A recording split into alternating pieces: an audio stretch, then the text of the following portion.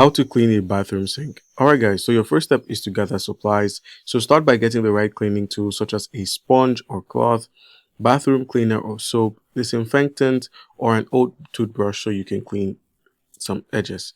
Now, after you've gotten all of that, all you need to do is simply rinse the sink. So start by rinsing the sink with warm water to loosen the dirt. And then once you're done, you can then apply your cleaning solution evenly across the sink's surface. And once you're done that, all you need to do now is simply scrub thoroughly.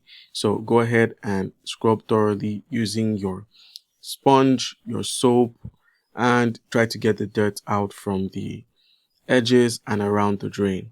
And then once that's done, you could now rinse thoroughly once more to simply clean all the residue that is left. And then once you're done, go ahead and dry the sink with a cloth for a shiny, streak-free finish. And that's it.